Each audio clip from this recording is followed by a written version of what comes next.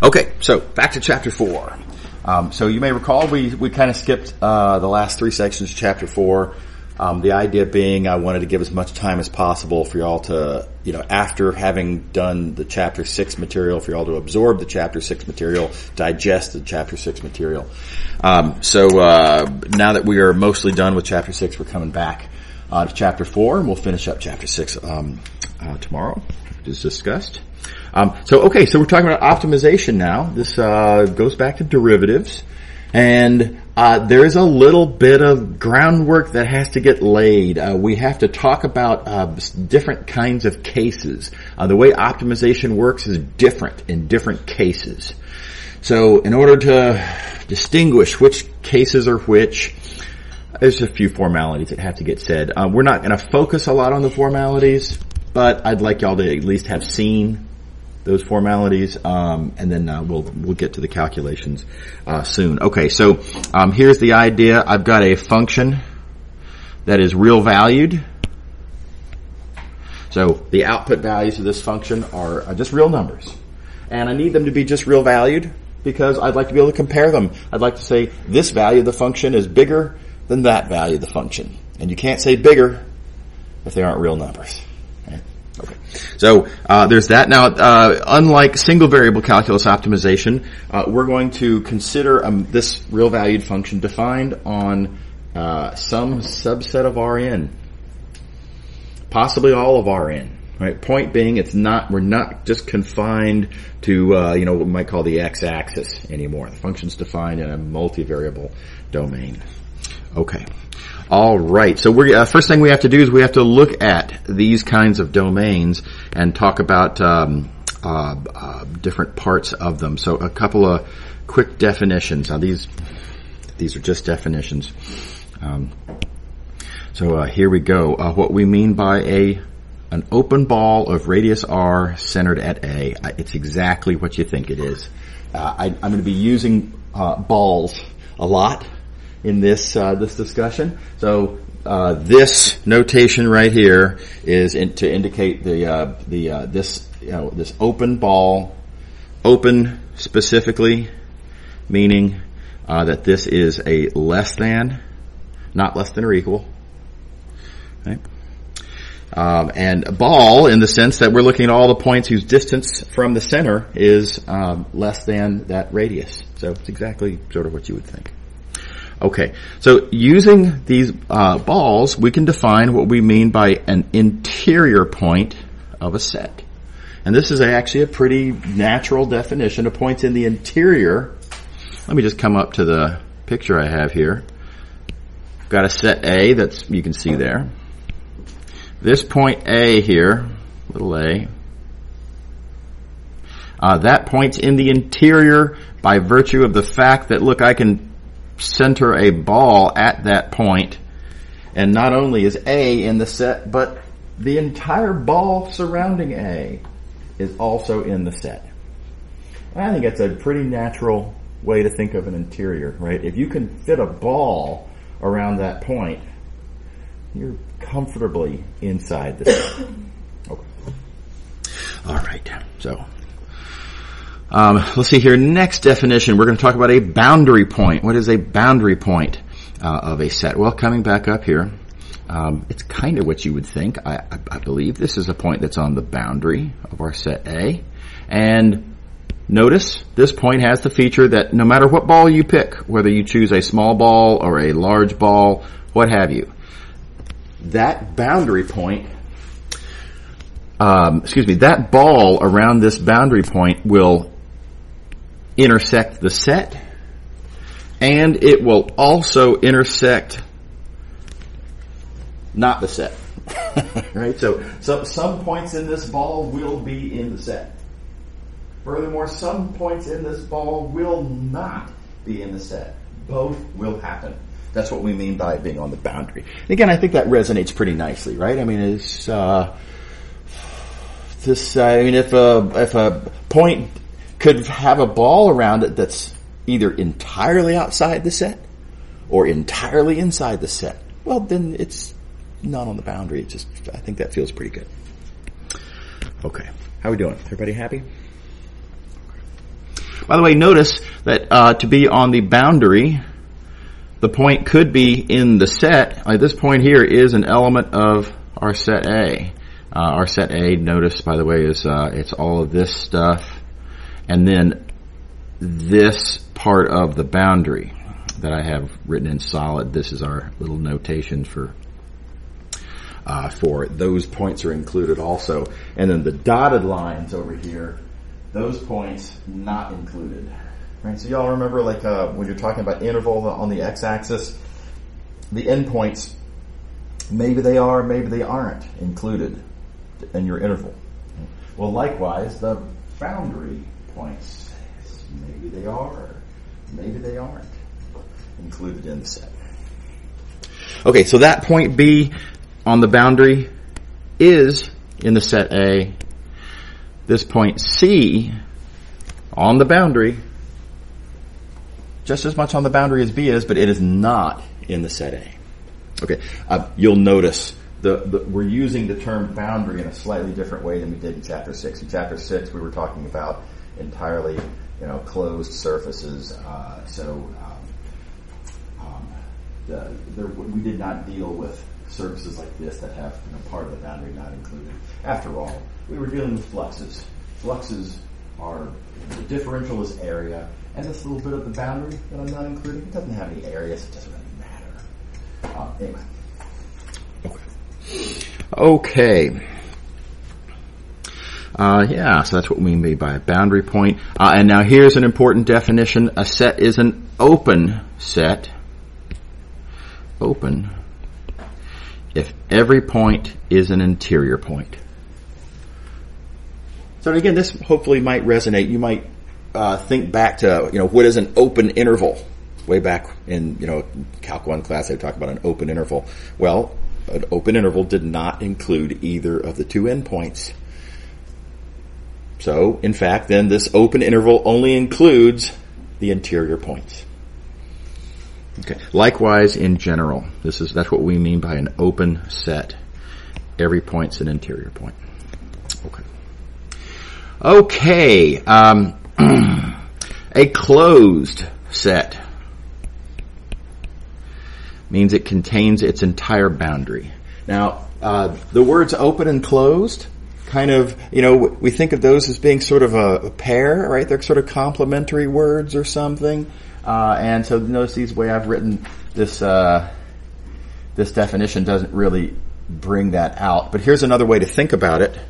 An open set is a set that contains none of its boundary. A closed set contains all of its boundary. And so there you see there's a sort of a connection. That said, this leads to the cheesiest joke in all of math that I'm aware of, and that is that the joke is a set is not a door. Door is either open or closed. Sets do not have this feature. Sets can be neither open nor closed. And this is actually a nice example. This set right here, it's not open because, look, it includes a boundary point. Not an open set. Right? But it's also not closed because, look, it doesn't include the entire boundary. It fails to include that boundary point. So anyway, like I say, it's a cheesy joke. That's why no laughs. I was expecting that. So, moving along. Just another definition. It turns out to be important. We're going to talk about sets that are bounded. Bounded does not mean, in this context, boundary, right? Bounded just means that it doesn't run off to infinity in any direction. You can put a fence around it. Specifically, you can put a finite radius ball around it that entirely contains that set. So, for example, this set here is bounded because there is a ball that contains it. So, okay. All right, bunch of definitions. Okay, so finally we're going to get some definitions that start to sound like they're relevant to optimization. And they all are, as it turns out. But so here we go. A local maximum point of a function f on a domain D. It means just exactly what you think it does. A point is a local maximum point if at that point, so we're talking about this point A, the local maximum, that point A is a local maximum if all the other values of the function nearby are no bigger. Now, what do I mean by nearby? Nearby means these points that I'm comparing with have to be, well, no more than distance r away. Okay. So, the picture, something like this. This point here, A, is a local maximum point for this function. Now, listen, it's not a global maximum, not even close. Look, the value of the function there, that value, that's clearly less, quite a bit less than the value of the function way over here. So we're not saying that this is the point that achieves the absolute maximum, not at all. But this point, you'll notice over here, where the function is bigger, it's pretty far away, right? And if I were to restrict my attention to a ball, in other words, in some reasonable sense of nearby, and if I were to focus our attention entirely on just these nearby points, look at just these nearby values of the function. This value of the function is at least as big as all of these other nearby values. In fact, in this case, as I have it drawn here, it's in fact bigger than all the nearby values. So I hope this sounds familiar, right? This is pretty similar to my definition of a local maximum back in a Calc 1 optimization conversation. Okay. So similarly, this point here, local maximizer, local maximum point, because the value of the function there is bigger than the nearby values. Nearby, again, defined with a ball. Now, both of these local maximum points, also called local maximizers, both of these have kind of a common feature in that they you can look at the picture, they kind of look like local maxes because, well, the graph was kind of flat up there, and of course it's flat at the top of the mountain because, well, you're at the top of the mountain. If it weren't flat, then you're not at the top of the mountain yet, right? So these give that appearance. But notice it does not necessarily have to be. Something funny is going on with this point. That point being the global max point for the function. I mean, that's where the function is in fact as high as possible on here. Notice the graph doesn't look very flat there. And there is a version of this in single variable calculus. The version is, hey, sometimes the absolute maximum is one of the endpoints. Right? In multivariable calculus, the way to say that is sometimes the absolute maximum point is on the boundary. So, what boundary maxima look like is kind of different from what interior maxima look like. Yeah? Could you still call C a local maximum, or is it just a local? Yes, no, it is also a local maximum point. So, specific, that's a great question. Notice in the definition here, we require that the comparison be valid for all the points X that are in a ball intersect with the domain. Just the intersection of a ball and the domain. So C would have to compare favorably against just these points. Right? So the ball itself maybe would be like that, but of course you can't define. The function's not even defined over here, so there's no responsibility for how it will compare over there. The function's only defined in this yellow part, and the value of the function at C is greater or equal to all the values in this yellow part. Yep, great question. Thank you.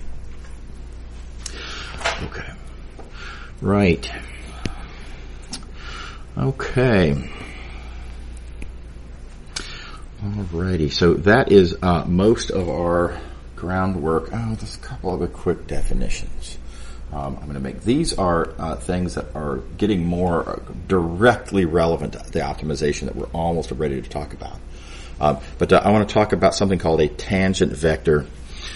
What is a tangent vector to a set at a point?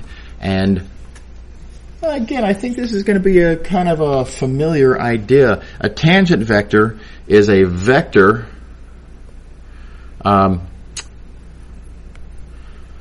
V is a tangent vector if that vector is the derivative of a parametric curve at that point.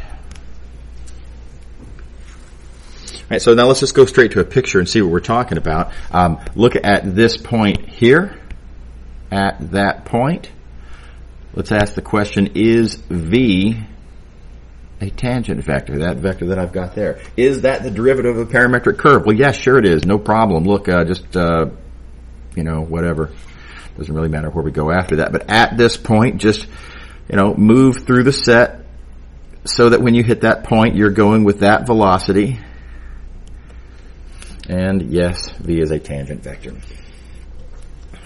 Okay. So now there are some trickier questions. Let's look at this boundary point over here.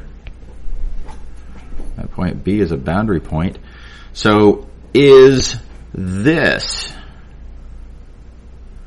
a tangent vector? And it kind of looks like it's a tangent vector. It's in our looser use of the term. It's sort of tangent to the boundary. It's kind of side-swiping the boundary or something. So, but now, per the definition we have, is that the velocity vector of an actual parametric curve in the set? And yeah, sure.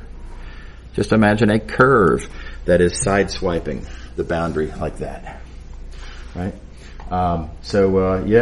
This orange vector W1 is the velocity vector, the derivative vector of that green parametric curve.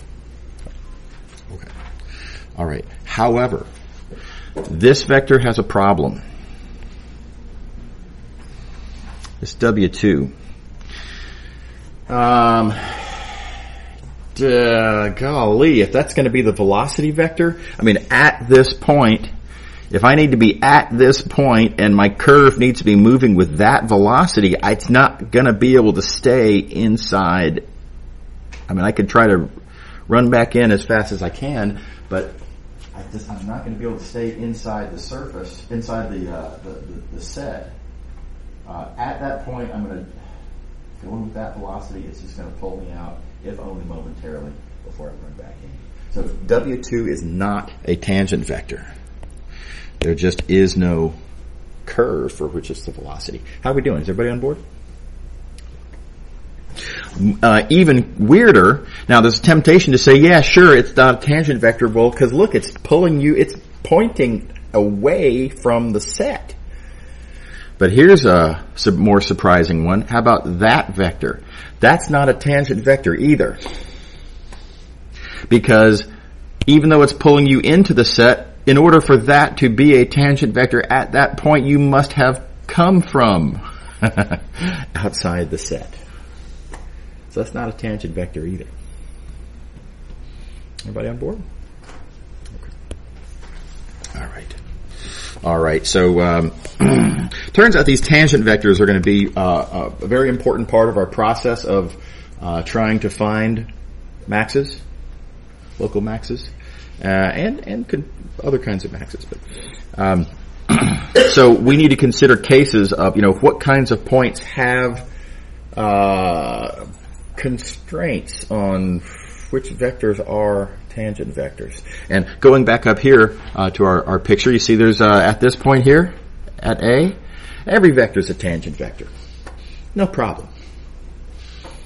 Right? Because you're in the interior, for crying out loud. There is, in fact, an entire ball around there, all of which is inside of our set. And just move around within the ball. Whatever velocity you want to have, okay.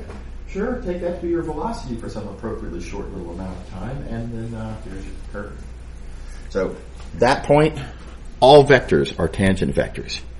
At this point, no, not all vectors are tangent vectors, per our earlier discussion. So, we are going to call these constraints. I'm going to say that a point is an unconstrained point if all vectors are tangent vectors. Otherwise, a constrained point is a point where at least one vector is not a tangent vector. Okay. All right. Okay, so let's get to optimization. The big thing that I want you to realize about optimization is that it is a process of elimination. And this was the case in single variable calculus as well. So quick reminder, I know y'all know how to do single variable optimization, but if you have this scenario here and here's your curve, you want to find the maxes of that function on this interval from A to B. Right? Well, y'all have memorized certain rules. Take the derivative, set it equal to 0. Oh, I suppose we also have to worry about where the function might fail to be differentiable, and then also don't forget to check your endpoints. Right? So that's the process.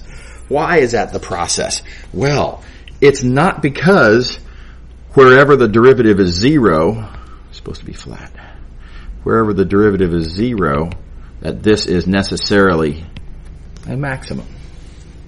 Right? Sometimes when the derivative is 0, it's not a maximum. So why do we go with this process? We're looking for maxes. Or hey, maybe we're looking for maybe we're looking for mins. And yet we find that point. Right? So why this process? Here's the reason why. We are, in fact, ruling out points. We are not finding maxes. We are eliminating possible maxes. So let's consider a point like that. Let's consider this point C. And let's take it as suggested by the picture that the derivative there is negative and not 0. Okay. And also as indicated by the picture that C is in the interior. Well, I can guarantee you that's not a maximum. I can conclusively, I don't need to worry about possibilities of, maybe, it could be a max, could be a min, could be a saddle, could be a, what do they call it, an inflection point or something like that. No, I know exactly what's happening at this point. That point is not a maximum. Because the derivative is non-zero. In this case, that means all I gotta do is take off and start moving in that direction. The function is clearly increasing as I move in that direction. If the function is increasing, if it is in the process of increasing as you go one way or the other, it doesn't matter which way, then clearly that's not the maximum. It's in the process of getting bigger. Does that make sense to everybody? Okay, so we take the derivative and set it equal to 0 mostly to find points that we can't eliminate by this argument. Points where the derivative is not 0. Are the points where I actually know something. Right? So let's document a little bit more what I actually know. Looking back, I need to delete my mess here. Okay. Right, okay. So I know that these points are not maxes because the derivative is not 0 there. I know that these points are not maxes because the derivative is not 0 there. I know that these points are not maxes because the derivative is not 0 there. I have just eliminated the vast majority of my candidate possible maximum points. All these points where the derivative is not 0, definitely not maxes. So I am left then just with, I couldn't eliminate this point as a possibility because the derivative is 0 and therefore I don't know anything. Right? Likewise, I couldn't eliminate this point because the derivative is 0 there, and you can never eliminate endpoints by this argument because I can't tell here if the derivative were positive here. Well, I can't just go in that direction and argue that, well, the function was increasing as I go this way. I can't go that way. So we take the derivative and set it equal to 0 to find points where I don't understand. And then the further thought is, well, let's suppose I get lucky and the list of points where I don't understand what's going on is a short list, then I can kind of just check them all. And, then whichever one's the biggest and celebrate like that. Okay. So, very importantly, it's a process of elimination. Right? When what we are actually doing and understanding is this stuff in green. The actual maxes, the candidates for maxes, and the eventual maxes are, in fact, points where I don't understand. Okay, so that's a big picture I want you to keep in mind for single variable optimization. Good news, we're going to do the exact same thing pretty much with multivariable optimization. And likewise, by the way, these points where I don't know what's going on, I'm going to do the same thing that we did in Calc 1. I'm going to give them a name. I'm going to call them critical points, which, by the way, is kind of a euphemism. Critical points. A more honest name would be points I don't understand. We say critical. It makes it sound, I don't know. Makes it sound like it's not our fault somehow. Right? But the reality is, these points are of interest because I don't understand them. It kind of is our fault in a way. Our process of elimination is not all-knowing. Okay. Alrighty. So here's what we're going to do in the multivariable context. Suppose here's our ruling out process. Suppose I have some point in my domain. Suppose there is an appropriate tangent vector. And suppose that in the direction of that tangent vector, let's suppose the derivative is not 0. In the multivariable context here, we're no longer in single variable context, but I appeal to your sense of understanding of what we just talked about. Look, if the function is increasing, if you're at this point A, you're moving with velocity v, the velocity v is keeping you within the set, that means that there is a way to move around in this set while the function is getting bigger. Or if this is negative, go backwards through that same parametric curve. The directional derivative would then again be positive, and you would, again, the function's getting bigger. So that point cannot possibly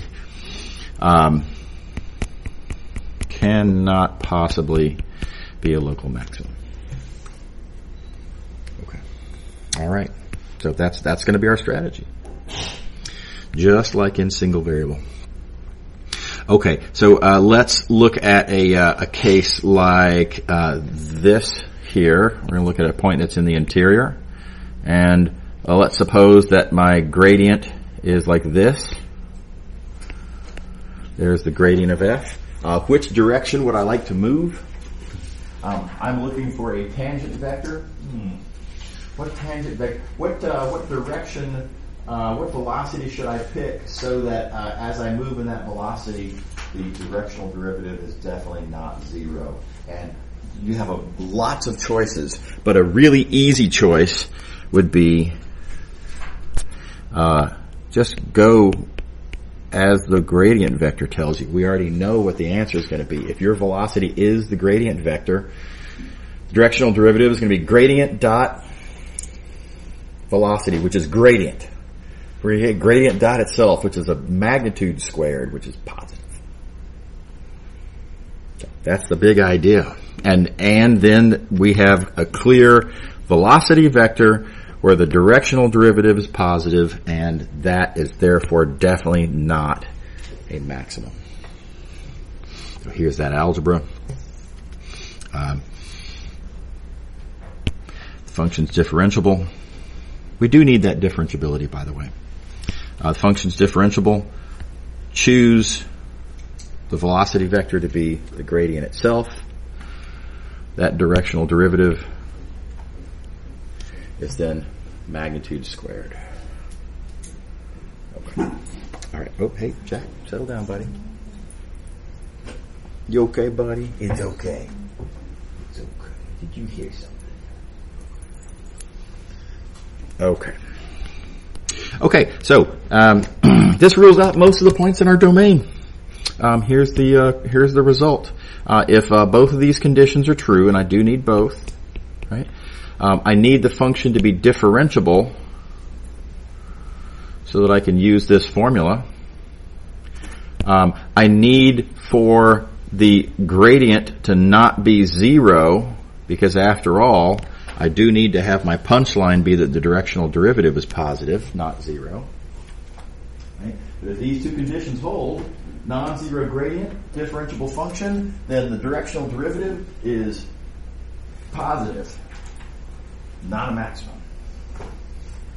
Everybody on board? Okay. All right. So we have just, with this tool, we have just eliminated the vast majority of points in our domain, because most of the time, I mean, and again, in kinds of circumstances that y'all are going to deal with, Math 212 is about kind of more everyday kind of circumstances. Vast majority of circumstances, the function is differentiable. Very often, it's differentiable everywhere. Well, sometimes there'll be a point of not differentiable, something like that. And the gradient vector, well, I mean, look, y'all have computed a bazillion gradient vectors in your time, right? And I guess there's only one case we can think of where the gradient vector is always 0, right? That's if the function's constant. Well, this is a pretty boring function. You probably don't need advanced techniques for how to deal with a constant function. So if the function's not constant, you've got a gradient vector, it's got formulas. What are the odds that all of those are all 0? Doesn't happen very often. In an entire domain, you might have a handful. Sometimes maybe only one where the gradients have to be 0. So vast majority of the time, these two conditions are satisfied. And so vast majority of the time, you can rule out points in the domain. All right, now just like was the case in the single variable case, good news, we just eliminated most of the domain. Yay! Okay, but what we're actually then interested in now is the points that remain. We're interested in points that we could not rule out. If there is a maximum point, it's going to be one of those points that we did not rule out. Okay, so we need to look at points where these conditions are not both true.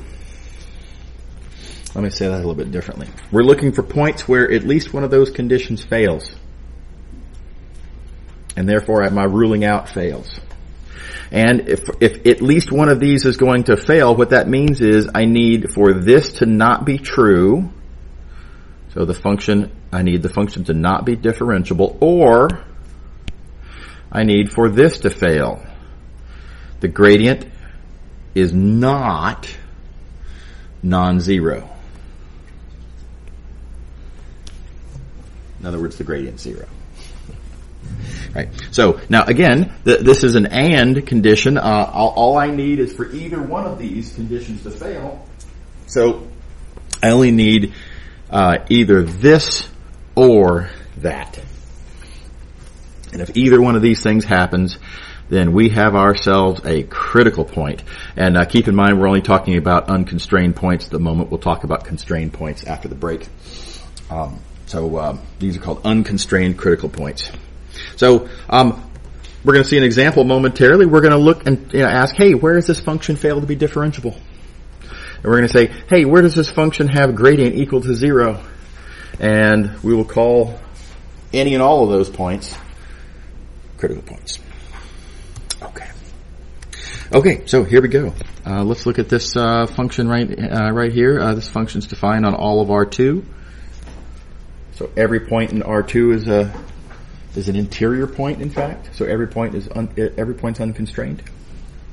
Where are my critical points? We'll talk about classification later, by the way. But where are my critical points? Well, do we have any differentiability issues for this function? Remember, our first criterion is, where does the function fail to be differentiable? Well, this function's a polynomial. Polynomials are differentiable everywhere. So no critical points come from the differentiability issue. Okay. And you can, by the way, you have to decide now for yourselves, is that good news or bad news? Right? It's kind of good news in the sense that, differentiability is usually a good thing, right? On the other hand, we don't have any critical points. We were looking for critical points. We have not found any. Maybe that's bad news. So decide for yourself. But anyway, the punchline, no critical points come from that condition. Second criterion, we take this function, we compute its gradient, and ask where is it equal to 0. So I'm going to ask where is this equal to 0. And now let me zoom in here. Where is this equal to 0? And two things I can notice. This first equation, 3x squared minus 3 equals 0, that tells me x is plus or minus 1.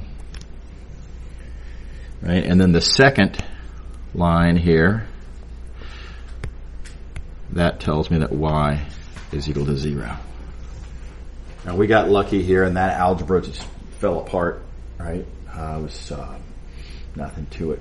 That won't always be the case. Sometimes the algebra will be hairy. Sometimes the fish just jump in the boat.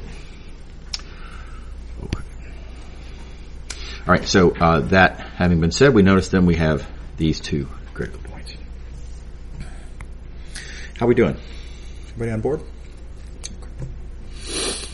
Okay, there's another example here I'm going to let y'all read. I want to talk about different kinds of critical points. Now, these are the two kinds of critical points that people are typically sort of expecting. These are the ones that everyone can dream up on their own. And so, in other words, it is possible that at my critical point may be a local maximum that might look something like that. It's also possible that my critical point might be a local minimum, which maybe looks something like that. But we do have to recognize there are other possibilities. Now, in a Calc 1 class, there's maxes, there's mins, and there's inflection points. Right? Now, there's points where the function fails to be differentiable. So, for example, you're going to have like a vertex at the bottom of an absolute value, something like that. But other than differentiability issues, it's max, min, inflection point. It is more complicated than that in multivariable. Probably no surprise. Multivariable, it's a bigger world, bigger domain, and weirder things can happen. You've got more room to move around and make weirder things happen. So here's a couple of different possibilities that are perfectly possible, right? You could have a point like this. Gradient's equal to 0. Tangent plane is flat there. But notice this is not a max and it's not a min. Right, this is what is commonly referred to as a saddle point, because it kind of looks like a saddle. Which I think dates the terminology, because I think this today's times would be more likely to be called a Pringle point. Right? Who rides horses anymore? Right? But everyone's eating a Pringle. But here's another possibility. Now, there's the temptation to look at this and say, oh, well, that must be kind of like a multivariable version of the inflection point, I guess. But no, not really. In fact, if you look at the cross sections here, the cross sections are either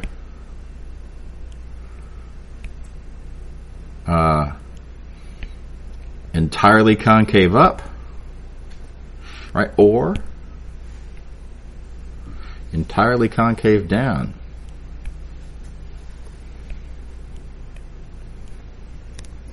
That's not really very inflection point-like at all, I think. I think that is a new thing I don't think there really is a very good single variable version of this. Okay. Here's another possibility. This is what I like to call a shoulder point. So the idea here is that at this point, and again, the tangent plane's flat. In one direction, you've got kind of inflection points, like looking at cross sections, sort of, this way. Right?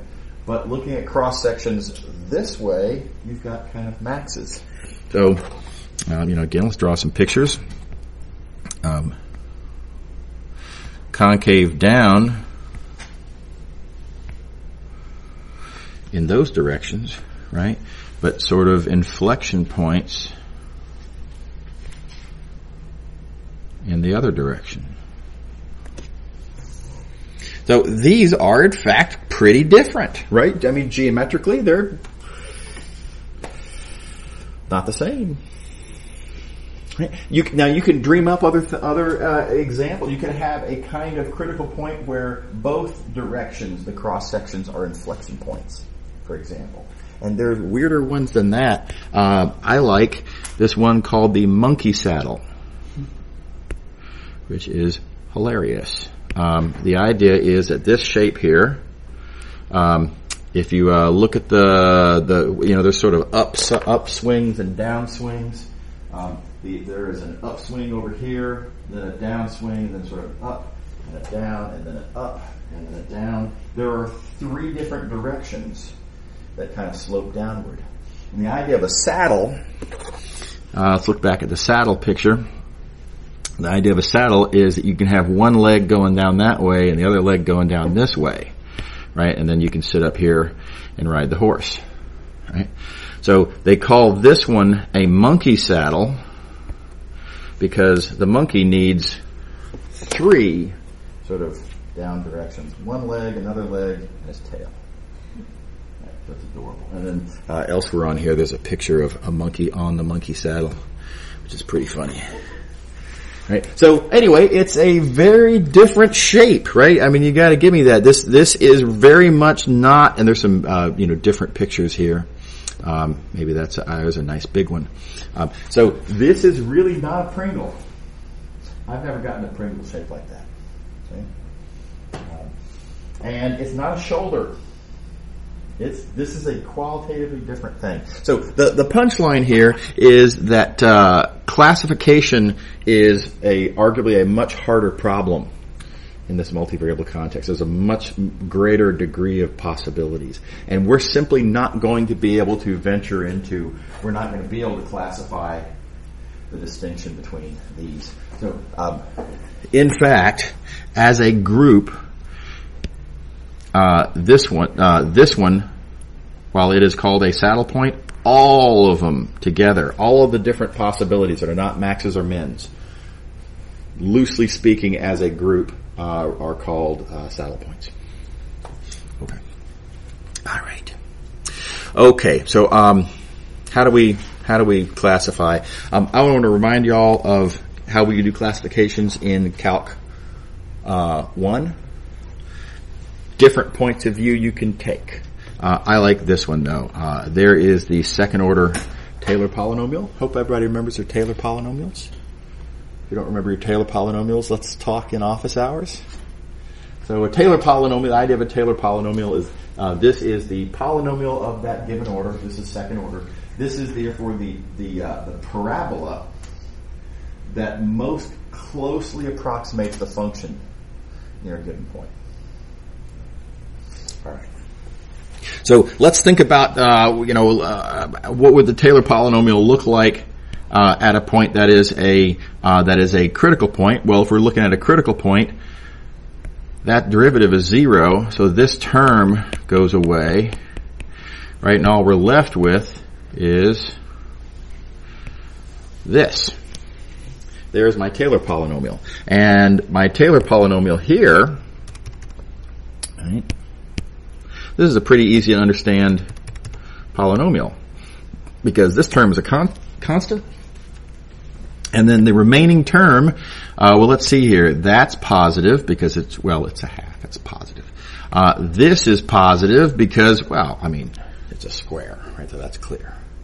So whether the term is positive or negative entirely hinges on whether this factor is positive or negative.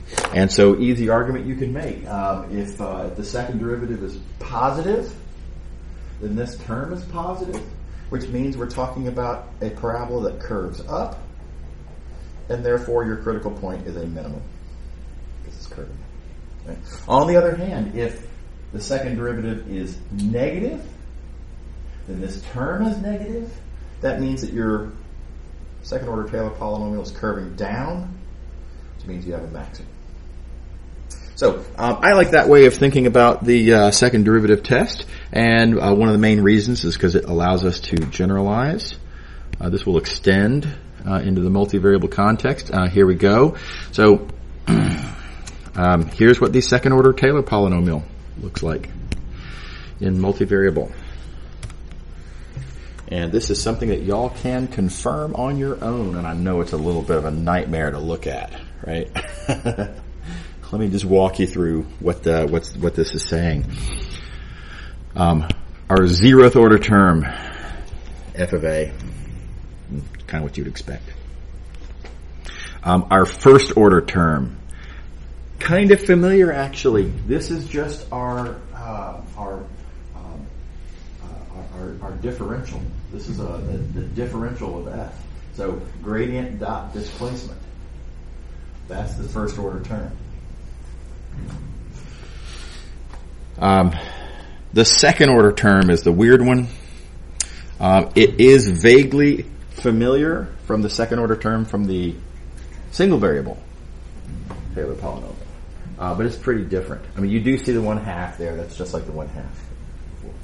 There's an x minus a, and then there's another x minus a, but which is kind of like the x minus a squared that you have in single variable, but very importantly, this is not being multiplied by that. What is different is that this thing here is a matrix. That's the Hessian matrix, they call it. This is the matrix of all of the second partial derivatives of that function. And you matrix multiply the Hessian times x minus a, and then do a dot product with the other x minus a. So it's a kind of a strange little formula. Anyway, I think it's a good exercise to confirm this. There's some things to say about that. If you're not sure how to get started on how to confirm that this is the second order Taylor polynomial, well, let me give you a big hint here. So one way to confirm that this is the second order Taylor polynomial for a function f is to just notice that this formula here, this T2 thing, T2 has the same value as f when x equals a. It also has the same derivative as f when x equals a. And it has the same second derivative as f when x equals a. Right? So take this T2, the way you can confirm that this is what I claimed it is, take this T2, write down its derivative, write down its second derivative. And having taken those derivatives, just plug in x equals a and see what happens. And what you'll find is that it shares value, derivative, and second derivative with the function f. So it's a good approximation of f because it's mimicking f in those senses. So you can do the same thing here. And this is what I think is a nice exercise. Look at this function T2, and it granted a weird formula. But you can compute the gradient vector of T2. It's just some partial derivatives. Just take the appropriate partial derivatives of T2. And then plug in x equals a, and you will find that at x equals a, f and T2 have the same gradient vector. You can then take the second partials of T2. So in the second partials of T2 is going to give you a matrix of partials. And what you'll find is that all of the second partials of T2 are the same as the second partials of f at x equals a. Okay. All right. So let's proceed with the optimization. This odd shape that we have. If you're looking at a critical point means that the gradient is 0, which means that term disappears, which means we're looking at just that, which is, you will notice, a constant plus this one term, right? So whether this is a max or a min at this point A, I just need to know, what can I say about this second order term? If this second order term, hypothetically, were always positive, then I would know that I'm at a min. And if I were to know that this is always negative, then I would know that I'm at a max. And there's a possibility that this term would be weirdly different, like sometimes positive, sometimes negative. If that were to happen, then I wouldn't be able to draw any conclusion at all. Sadly, that does happen sometimes. Okay. All right. So now, how you understand this second order term is unfortunately beyond what we can reasonably derive in this class. It uses some linear algebra that we don't have time to do. But if you take Math 216 or Math 218 or Math 221, you'll learn all that linear algebra. It's ultimately not, there's just a bunch of stuff that has to get done, right? But anyway, there's an analysis there. Here is the punchline. The punchline is this theorem that y'all are welcome to just memorize and cite. There are cases, kind of like the second derivative test in single variable. It's just that there's more cases that we have to worry about here. First thing you have to look at is the determinant of that Hessian matrix. If that determinant is positive, then you have a very familiar story. If the determinant is positive, then look at that second partial. In fact, let me zoom in a notch here. Look at that second partial with respect to x. If it's negative, you have a maximum. If it's positive, you have a minimum. It's just like in Calc 1. That is, if the determinant is positive. But it doesn't have to be, and so here's what you have to worry about. There's a second possibility. That determinant could be negative. If the determinant is negative, forget about second partial with respect to x. Doesn't matter. If that determinant is negative, you've got a saddle point. Period. And what kind of saddle point? I don't know. It's hard to say. The second derivative test doesn't allow us to make those distinctions. Okay. Just like the second derivative test in Calc 1, it is possible the test might fail. Neither of the conditions above might hold. So if neither of these so if the determinant is 0, for example, right, then test fails, and we know nothing. Yeah. Okay. All right. So quick example. And let's see here. Oh gosh. Okay, fine. So a quick example. Let's look at this function. We've previously found the critical points. These are they. And taking a couple of more partial derivatives, we can find the Hessian matrix. This is the Hessian matrix. Here's a formula for its determinant. Easy little calculations. So we've got our Hessian determinant figured out. And now I'm just going to apply the formula above. So let's start off looking at, let's see here. Let's look at A1.